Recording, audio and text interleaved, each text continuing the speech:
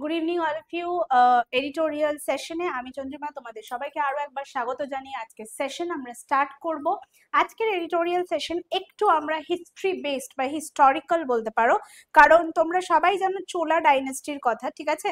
সেই চোলা ডাইনেস্টির একটা রেফারেন্স নিয়ে আজকের আমরা এডিটোরিয়াল শুরু করব on a historical background actually.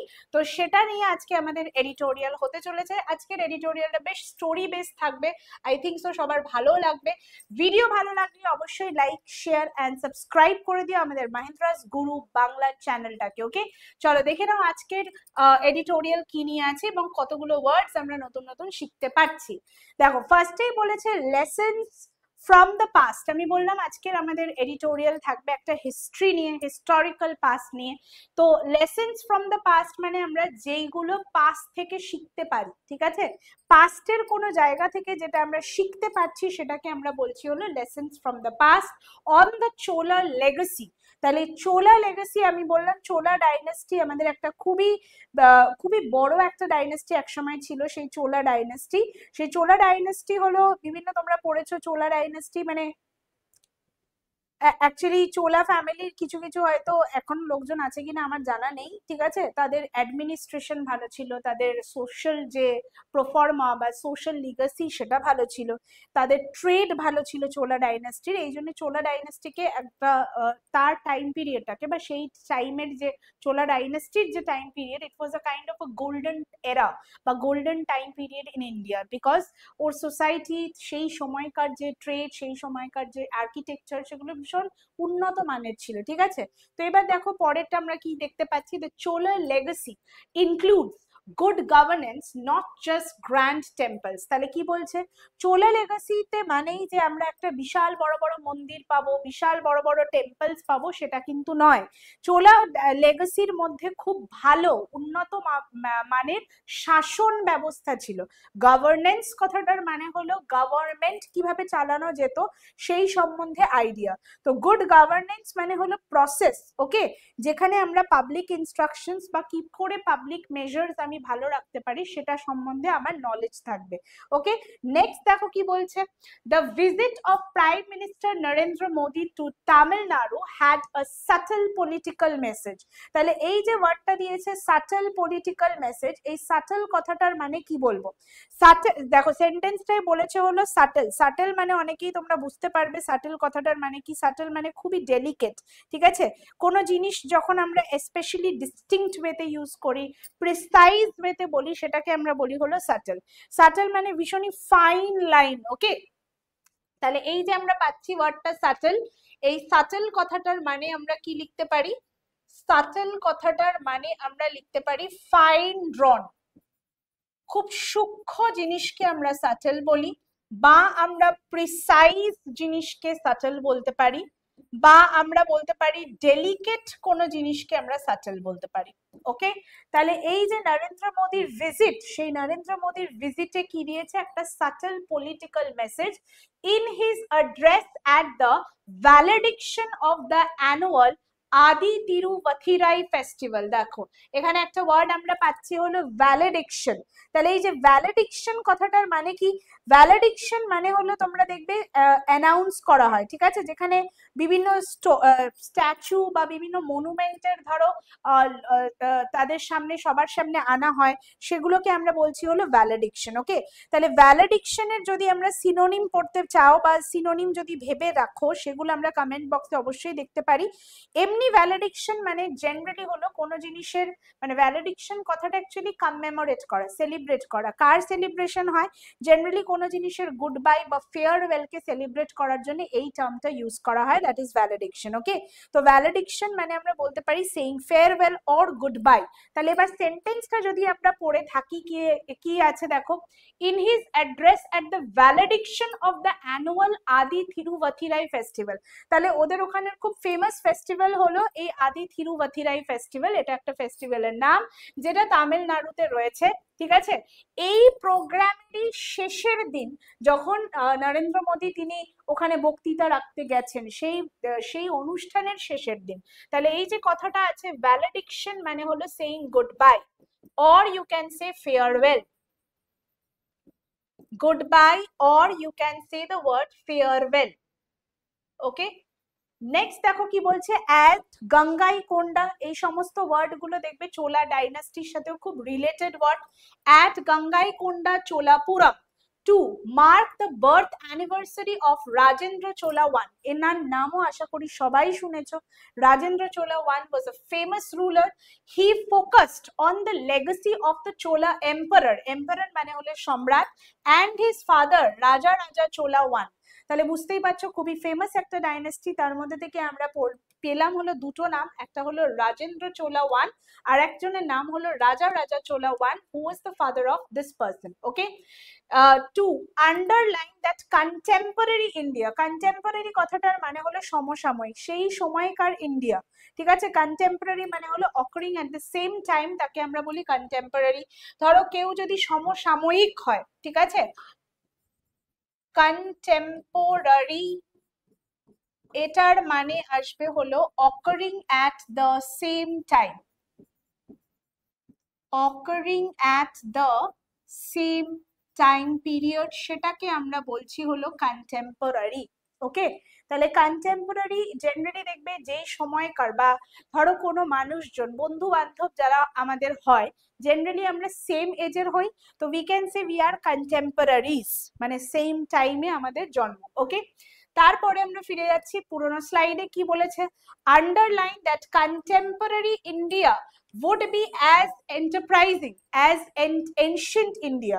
তাহলে এখনকার ইন্ডিয়া এবং তখনকার ইন্ডিয়ার সাথে কন্টেম্পোরারি হওয়ার কথা under the imperial Cholas. Imperial কথাটার মানে, ইম্পেরিয়াল কথাটার মানে হলো কাইন্ড অফ, তোমরা বলতে পারো খুবই একটা রয়্যাল ব্যাপারকে আমরা বলি হলো ইম্পেরিয়াল। ঠিক আছে, এই ইম্পেরিয়াল কথাটার মানে হলো, just a minute,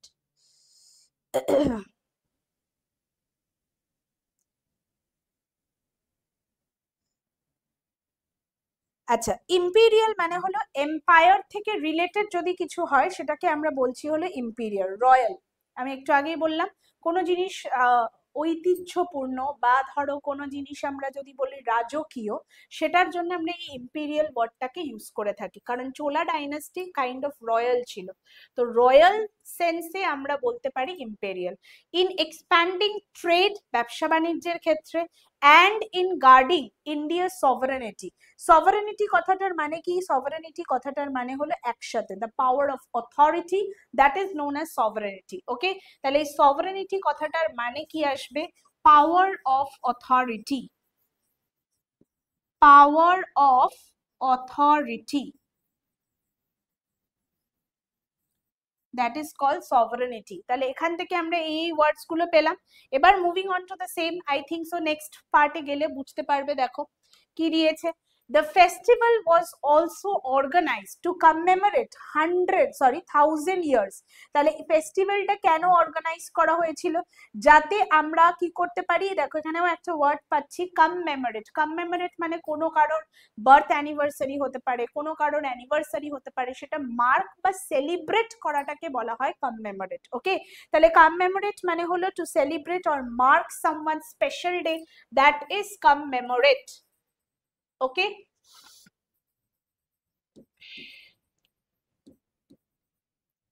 mark or celebrate। আচ্ছা, এর পরে ওয়ার্ডটা কি যাচ্ছে, the festival was also organized to commemorate 1000 years of the maritime expedition। maritime কথাটার মানে কি আসবে, মেরিন, মেরিন থেকে এসছে maritime.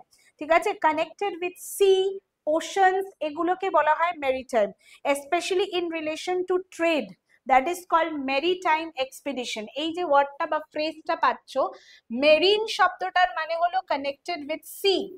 Okay, connected with C,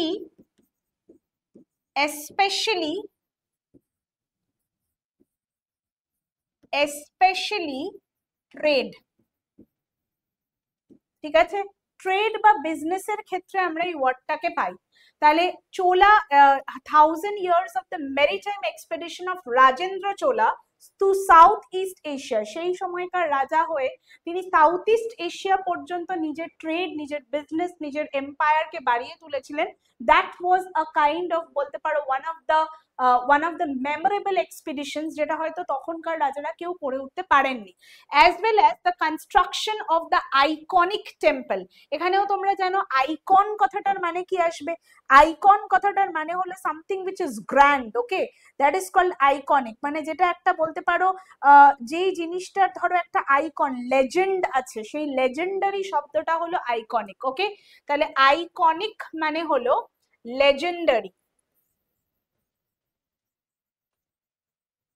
আচ্ছা, এরপরে কি বলেছে? Iconic temple, a world heritage site, the grandeur of the Chola dynasty. Now we get another word, grand শব্দটা থেকে grandeur কথাটা এসছে।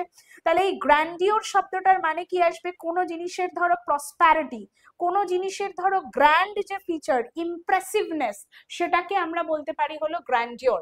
তাহলে এই যে ওয়ার্ডটা দেখছো grandeur, সেই ওয়ার্ডটা আমরা লিখতে পারি impressiveness, impressiveness of a thing or a person হতে পারে, ফেস্টিভিটি হতে পারে, সেটাকে আমরা বলি হলো গ্র্যান্ডিওর। ম্যাগনিফিসেন্স, এই ওয়ার্ডটাও যাবে ম্যাগনিফিসেন্স, কারণ ম্যাগনিফিসেন্ট থেকেই আমরা পাচ্ছি হলো ম্যাগনিফিসেন্স, তো এই ম্যাগনিফিসেন্স ওয়ার্ডটাও যাবে হলো এই গ্র্যান্ডিওরের আর একটা সিনোনিম।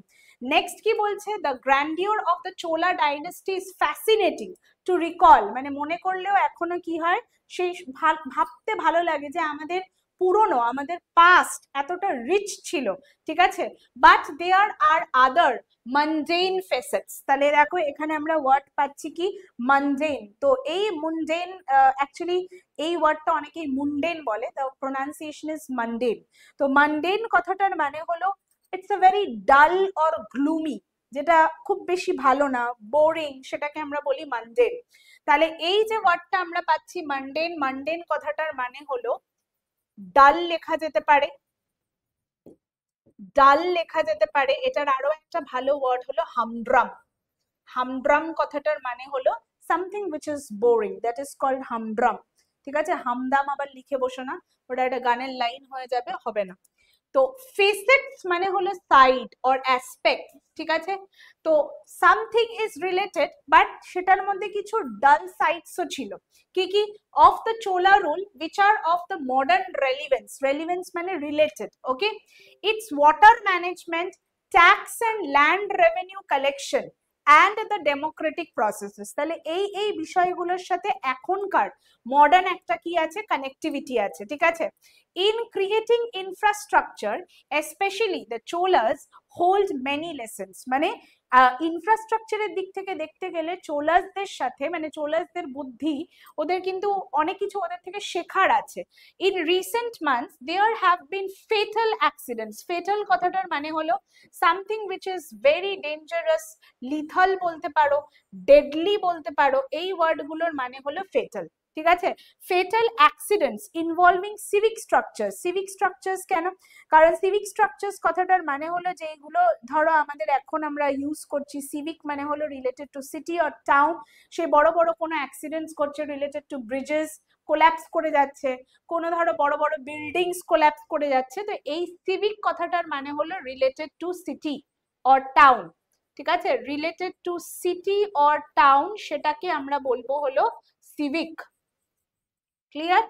এর পরের দেখো স্লাইডটায় কি বলছে। এর পরের স্লাইডটায় যদি আমরা যাই, দেখতে পাচ্ছি the resilience of the Brihadeeswara temples. আচ্ছা, রেজিলিয়েন্স মানে যেটা টলারেট করা যায়, যেই জিনিসটা এখনো সহ্য করছে এত ওয়েদার। রেজিলিয়েন্স কথাটার মানে আমরা অ্যাকচুয়ালি বলতে পারি ফ্লেক্সিবিলিটি। যেই টেম্পলস গুলো বৃহদেশ্বরাতে আছে, সেই টেম্পলস গুলো তো বহু বছর আগে তৈরি, যেগুলো এখনো উইথস্ট্যান্ড করছে। কি উইথস্ট্যান্ড করছে? ঝড়, আলো, বাতাস, বায়ু সব উইথস্ট্যান্ড করেছে, ভূমিকম্প কিচ্ছু হচ্ছে না। তাহলে এই যে রেজিলিয়েন্স কথাটার মানে হলো, রেজিলিয়েন্স কথাটার মানে হলো withstand, or you can say tolerate, ঠিক আছে। টলারেট, উইথস্ট্যান্ড বা টলারেট করা যেটা যায় সেটাকে বলা হয় রেজিলিয়েন্স। তাহলে এই যে resilience of Brihadeeswara temples which have stood tall for over 1000 years could provide learnings, মানে এই জিনিসগুলো থেকে আমরা শিখতে পারি যে এই টেম্পলস গুলো এত বছর ধরে রয়েছে কিন্তু কিচ্ছু হচ্ছে না। কিন্তু তুমি দেখো সেই রেলিভেন্সে বা সেই রিলেটেড এখনকার যে মডার্ন সিভিক স্ট্রাকচার, এত ইঞ্জিনিয়ারিং রয়েছে, এত টেকনোলজিস রয়েছে, কিন্তু তার সত্ত্বেও সেগুলো কোল্যাপস করে যাচ্ছে, ঠিক আছে? তো সেই জিনিসটাই আর কি ওরা কন্ট্রাস্টটা দেখাতে চাইছে। Studies show that the southern peninsula was the epicentre, epicentre মানে যেই জায়গা থেকে কোনো জিনিসের সূত্রপাত হয়, তো epicentre of several earthquakes in the last 200 odd years, মানে বিগত 200 বছরে দেখা যাচ্ছে আর্থকুয়েকস এর এপিসেন্টারটা হলো বিভিন্ন আর্থকুয়েকের এপিসেন্টার হলো এই southern peninsula. Okay, archaeologists are of the view, archaeologist মানে যারা প্রত্নতত্ত্ববিদ, এই সমস্ত বিষয় নিয়ে পুরনো হিস্ট্রির বিভিন্ন সাইটস বা সিভিলাইজেশনস নিয়ে যারা কাজ করেন, যারা পড়াশোনা করেন, তাদেরকে বলা হয় আর্কিওলজিস্ট।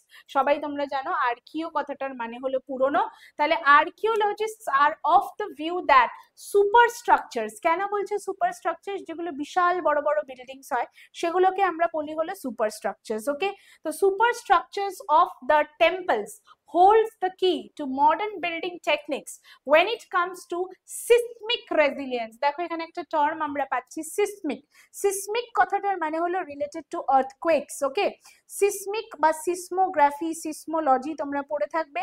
সিসমিক কথাটার মানে অলওয়েজ, এটা সবসময় রিলেটেড থাকবে হলো আর্থকুয়েকস এর সাথে। সিসমিক মানে হলো রিলেটেড টু আর্থকুয়েকস, সিসমোলজি হলো আর্থকুয়েকস নিয়ে যে পড়াশোনা হয়, যে কোথা থেকে বা কোন জায়গাগুলো আর্থকুয়েক প্রোন, এই জায়গাগুলো নিয়ে স্টাডি করা, কখন আর্থকুয়েক হতে পারে। দেখো ন্যাচারাল ডিজাস্টার তো কেউ বলতে পারে না, বাট অনেক সময় প্লেটস এর এপাশ ওপাশ গেলে তখন আমরা বুঝতে পারি বা বলতে পারা যায় যে এরকম একটা কিছু ডিসরাপশন হতে চলেছে, সেটা। তো a close study of the temples for structural stability can be of immense value। immense কথাটার মানে হলো বিশাল একটা, আমাদের জন্য খুবই একটা লেসন। তো immense মানে হলো ডিপ অ্যাকচুয়ালি, ঠিক আছে?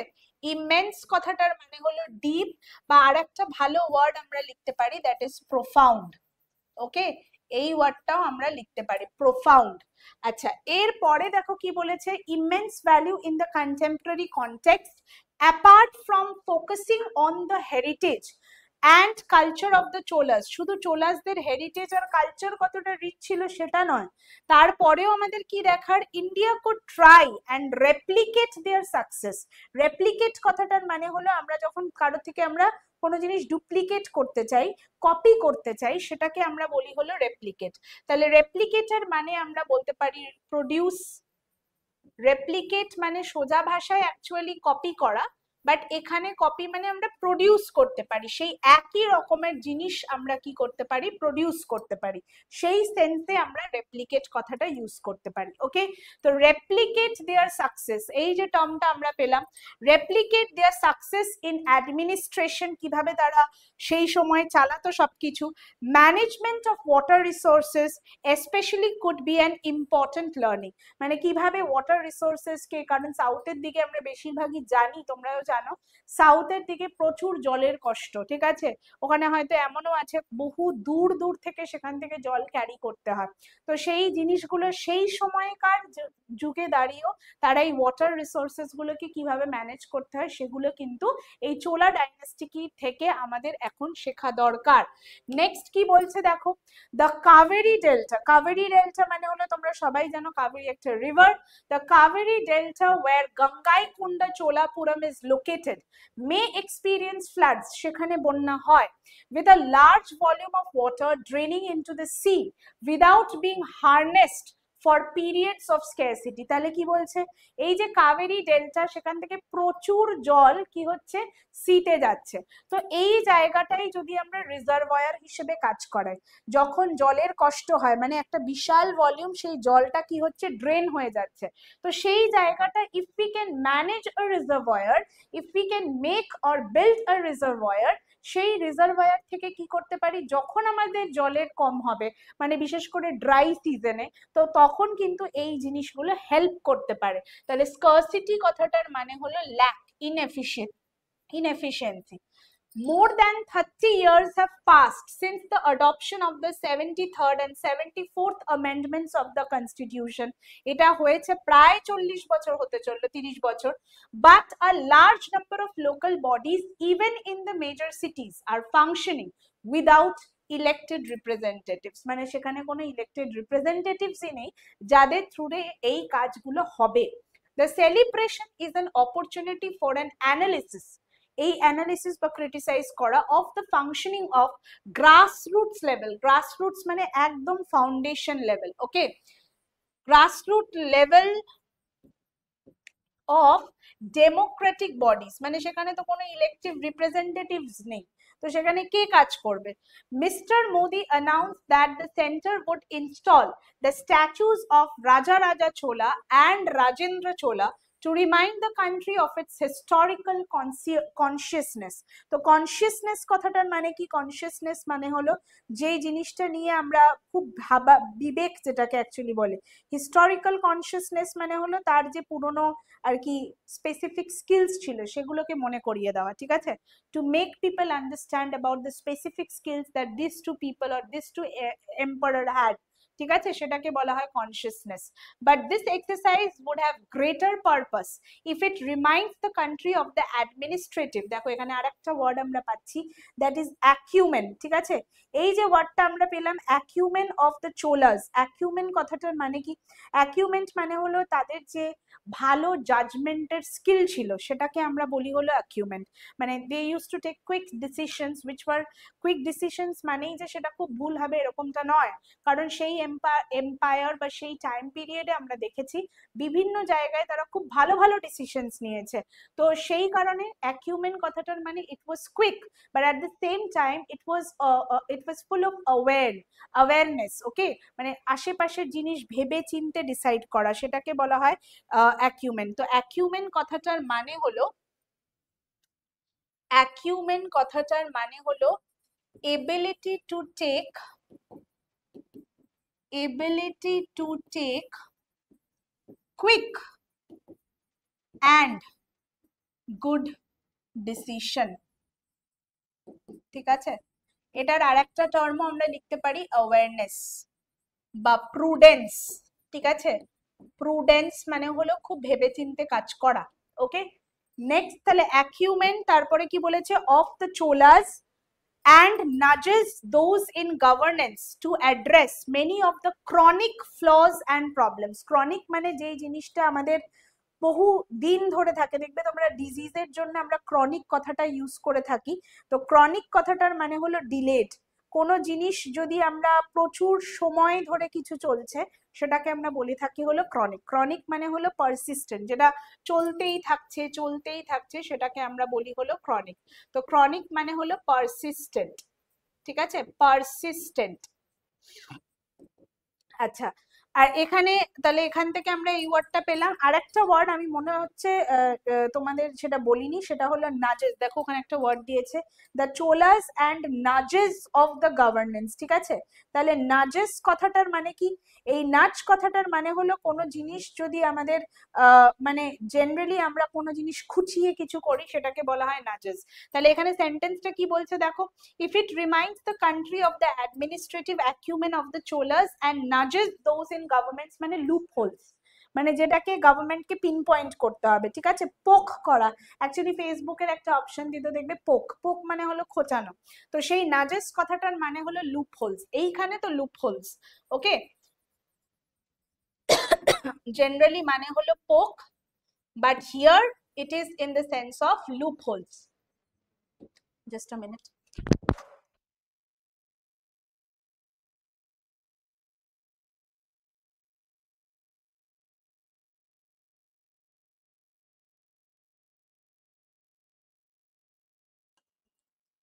আচ্ছা, এতটুকু আই থিঙ্ক সো ক্লিয়ার। এবার আমি তোমাদের কিছু ওয়ার্ডস বলছি, খুব সুন্দর ছবি দেখেই বলতে পারবে, ওই কারণেই আমি ছবি দিয়ে দিয়েছি, ঠিক আছে? তো সেই জিনিসগুলো দেখে বলো তো, যদি জেনে থাকো অবভিয়াসলি। একটা দুটো আমি ছবি দেখাচ্ছি, দেখো এটাকে কি বলে বলতে পারবে? এখানে একটা ছবি দেওয়া আছে, আমরা যেহেতু আজকে একটা হিস্টোরিক্যাল পাস্ট নিয়ে কোয়েশ্চেন করলাম, ঠিক আছে, হিস্টোরিক্যাল পাস্ট নিয়ে পড়লাম, যেখানে বিভিন্ন আমরা দেখতে পাচ্ছি মন্দিরের কথা বলা হচ্ছে, ঠিক আছে, মন্দিরের কথা বলা হচ্ছে। তো সেই মন্দির কথাটার সেন্সে যদি আমরা ওয়ার্ড বলি, একটা স্ট্রাকচার দেখতে পাচ্ছ যেটা কি বলেছে, আ টেপারিং স্টোন পিলার, ঠিক আছে, আ টেপারিং স্টোন পিলার। সেই স্টোন পিলারটা having a square or rectangular cross section set up as a monument or landmark, এটাকে কি বলা হয়? এটাকে বলা হয় হলো ওবেলিস্ক। ওকে, এই স্ট্রাকচারটার নাম কি বলা হয়? ওবেলিস্ক। ঠিক আছে, এই স্ট্রাকচারটার নাম হলো ওবেলিস্ক। ওবেলিস্ক হলো, এই ওবেলিস্কটা মোস্ট প্রবাবলি এটা একটা ফ্রান্সের প্যারিসের একটা মন্দির, মানে ওদের ওখানকার মন্দির তো নেই ওদের ওখানকার, ওখানে একটা ইজিপশিয়ান ওবেলিস্ক, ঠিক আছে, যেটা ফ্রান্স বা প্যারিসে রয়েছে, ঠিক আছে। সেই এইরকম স্ট্রাকচারাল কোনো যদি মনুমেন্ট থাকে যেটার এরকম রেক্ট্যাঙ্গুলার ব্লক থাকে, এন্ড ওপরটা দেখো সরু হয়ে গেছে, এটাকে বলা হয় টেপারিং। এই যে tapering stone pillar typically having a square or rectangular section, সেটাকে আমরা কি বলি? ওবেলিস্ক। ঠিক আছে, এই ওবেলিস্ক কথাটা দেখবে টার্ম গুলো ইউজ করবে, আমরা সবই মনুমেন্ট বলে থাকি কিন্তু এগুলো কিন্তু টার্ম ইউজ করা হয়। তারপরে দেখো একটা পিকচার তোমরা দেখতে পাচ্ছ, সেই পিকচারটা কিসের তোমরা বলতে পারবে? আমি একটা হিন্ট ওয়ার্ড যদিও দিয়ে দিয়েছি, তবুও এই যে হিন্ট ওয়ার্ডটা দেখো কি দিয়েছে, আ place of worship hallowed by association with a sacred person or object। মানে এই যে বেদিটা দেখতে পাচ্ছ, এই বেদির এখানটায় কোনো একটা সিক্রেট মানে হোলি জিনিস রাখা হয়, ঠিক আছে। সেই হোলি জিনিসটা কি করা হয়, মানে একদম, মানে এটা খ্রিস্টানদেরও রাখা হয়, বিভিন্ন মনেস্ট্রিতেও দেখে থাকবে, আমাদের মন্দিরেও থাকে, ঠিক আছে, যেখানে খুব হোলি জিনিস রাখা হয়, কোনো কোনো মানুষের, মানে কোনো বড় প্রফেটের কোনো সাচি স্তূপা, তোমরা জানো সাচি স্তূপায় সেই বুদ্ধের নখ চুল এগুলো রাখা থাকে, সেগুলোও কিন্তু সেগুলোকে অ্যাকচুয়ালি বলা হয় রেলিক্স, স্যাক্রেড রেলিক্স। এবং যেটায় রাখা হয় এই যে বেদি টাইপ স্ট্রাকচার, এটাকে বলা হয় কিন্তু শ্রাইন, ঠিক আছে, এটাকে বলা হয় শ্রাইন। তাহলে শ্রাইনের ডেফিনেশনটা নিচে লেখা আছে, ঠিক আছে, তো সেই বেদিকে বলা হয় শ্রাইন।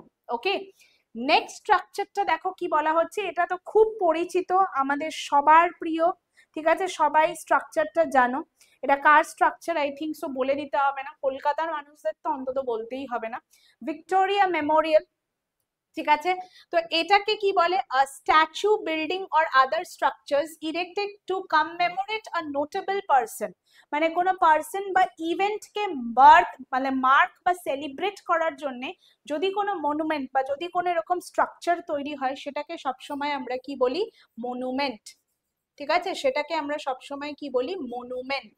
ওকে, এই ভিক্টোরিয়া মেমোরিয়ালও কিন্তু একটা মনুমেন্টের এক্সাম্পল। আচ্ছা, এইগুলো স্ট্রাকচার দেখো কি আছে, এই স্ট্রাকচার যদি আমরা দেখতে পাই, এই স্ট্রাকচারটা কি? এটা একটা স্ট্রাকচার সম্ভবত মানে মোটামুটি ইউনাইটেড স্টেটস, যদি জানো ইউনাইটেড স্টেটস এর এটা হলো ন্যাশনাল ক্যাপিটলের স্ট্রাকচার। ওকে, ক্যাপিটাল নয়, ক্যাপিটল। ওকে, ন্যাশনাল ক্যাপিটাল কলামস যেটা রয়েছে হলো ইউনাইটেড স্টেটসে, তো ইউনাইটেড স্টেটস ওয়াশিংটন ডিসিতে রয়েছে। A tall vertical structure of stone, wood or metal used as a support for a building, এই স্ট্রাকচারটাকে কিন্তু সবাই জানো আই থিঙ্ক সো পিলার বলে, এগুলোকে বলা হয় পিলার্স, ন্যাশনাল ক্যাপিটালে এগুলোকে বলা হয় পিলার্স। ওকে, নেক্সট স্ট্রাকচার যেটা রয়েছে সেটাকে কি বলে? এটা দেখে হয়তো বুঝতে পারবে না, তাই জন্য আমি ডেফিনেশনটা এখানে লিখেও দিয়েছি, ইটস আ মসোলিয়াম। মসোলিয়ামটা কি? It's a building constructed as a monument enclosing the burial chamber, যেখানে টুম বা কবর দেওয়া হয়, কবরের পাশে বা কবরের বাইরে এরকম একটা তৈরি করা হয়, ঠিক আছে, সেই কবরের বাইরে এরকম একটা এক্সটার্নাল রুম বা এরকম কিছু তৈরি করা হয়, সেটাকে বলা হয় মসোলিয়াম, ঠিক আছে। এই স্ট্রাকচারাল জিনিসগুলো কিন্তু মাথায় রেখো, বেশ ইন্টারেস্টিং লাগে পড়তে, কারণ এই স্ট্রাকচারস গুলো আমাদের খুব দরকারও পড়ে, অনেক সময় সেন্টেন্সে আমরা দেখতে পাই এই ওয়ার্ডস গুলো লেখা থাকে, সেই ওয়ার্ডস গুলো দেখেও আমরা কি করতে পারি, প্রচুর ওয়ার্ডস আমরা এরকম করতেও পারি। আরো দুটো স্ট্রাকচারস তোমাদেরকে দেখাবো, এটা তো মসোলিয়াম আমরা দেখলাম, তারপরে দেখো এটাও আই থিঙ্ক সো চেনা জানা থাকবে, এই এই চেনা জানা ওয়ার্ডটা বলতে পারবে এটা কিসের স্ট্রাকচার? এটা আমাদের এখানে, এটা একটা ইউনেস্কো ওয়ার্ল্ড হেরিটেজ সাইটও, ঠিক আছে। এটা যদি তোমরা চিনতে পারো অবশ্যই কমেন্ট বক্সে কমেন্ট করো। এটাকে বলা হয়, অ্যাকচুয়ালি এটাকে বলা হয় টুম্ব, ঠিক আছে, টুম্ব। এই টুম্বটা হলো হুমায়ুনস টুম্ব, ঠিক আছে। এইখানে এটা একটা ওয়ার্ল্ড হেরিটেজ সাইটও, এটা মানে তুমি দেখতে পাবে, যারা ঘুরে এসছো তো খুবই ভালো। টুম্বে জেনারেলি কি থাকে, it's a large vault type, typically an underground one for burying the dead. Dead বডিকে যেখানে আমরা বাড়ি করি সেটাকে আমরা বলে থাকি হলো টুম্ব, ঠিক আছে। কবরস্থান কিন্তু টুম্ব নয়, কবরস্থানে অনেক টুম্ব থাকতে পারে, কিন্তু রাজাদের একটু বিশাল বড়, মানে এই হুমায়ুন টুম্বের সামনে দেখতে পাচ্ছ, ছবিতেই দেখতে পাচ্ছ গার্ডেন রয়েছে বিশাল বড়, ঠিক আছে। যারা ঘুরে এসছো আই থিঙ্ক সো সবাই জানো। নেক্সট কি বলে দেখো, এই স্ট্রাকচারটাও আমাদের কলকাতার স্ট্রাকচার, মেয়র রোডের সামনে দেখতে পাবে। এইটাকে বলা হয় গ্লোরিয়াস ডেড সেনোট্যাফ। এই সেনোট্যাফটা কি, কলকাতার একটা সিগনিফিকেন্ট মনুমেন্ট। এবার সেনোট্যাফটা কি, সেনোট্যাফ হলো যদি ধরো কেউ মারা গিয়ে থাকে অন্য জায়গায়, ঠিক আছে, তার মেমরি বা তাদের যে অবদান, অ্যাচিভমেন্টস, তাদের অবদানকে কমমেমোরেট বা মার্ক করার জন্য অন্য জায়গায় তাদেরকে নিয়ে একটা মনুমেন্ট তৈরি করা হলো, সেটাকে বলা হয় সেনোট্যাফ। অ্যাকচুয়ালি কলকাতার এই সেনোট্যাফটা, এই যে সেনোট্যাফ তৈরি হয়েছে, is derive from the Greek word that means empty tomb. টুম্বের ভেতরে তো অনেক কিছু দেওয়া থাকে, এইটার ভেতরে কিছু নেই, কিন্তু এটা একটা মনুমেন্ট। এবার এই সেনোট্যাফটা কাদের জন্য কলকাতায় তৈরি, যেই সমস্ত অ্যাংলো ইন্ডিয়ান্স বা ইন্ডিয়ান্সদেরকে ফার্স্ট ওয়ার্ল্ড ওয়ারে বাইরে পাঠানো হয়েছিল, তারা ইন্ডিয়ান্স ছিল, যারা যুদ্ধ করতে গেছিল ওদের হয়, ঠিক আছে, তারা তো সেখানেই মারা গেছেন, তাদের কমমেমোরেট বা তাদের অবদান কমমেমোরেট করার জন্য কলকাতাতেই মানে মনুমেন্টটা তৈরি করা হয়েছে। এই ধরনের মনুমেন্টকে বলা হয় কিন্তু সেনোট্যাফ, বোঝা গেল। ভিক্টোরিয়া মেমোরিয়াল কিন্তু আলাদা, ভিক্টোরিয়া মেমোরিয়াল কোনো ইভেন্টকে, রানী ভিক্টোরিয়ার পুরো পিরিয়ডকে সেলিব্রেট করার জন্য মেমোরিয়ালটা হয়েছে, কিন্তু এটা কিন্তু ডেড সেনোটাফ বলা হয়, ঠিক আছে। তো a person or a group of person buried elsewhere. আশা করি অনেকগুলো ইনফরমেশন তোমাদেরকে দিতে পারলাম। দেখা হচ্ছে নেক্সট সেশনে, নেক্সট এডিটোরিয়াল সেশনে আবারও দেখা হবে তোমাদের সাথে। Thank you all for joining the session, till then সবাই খুব ভালো থেকো।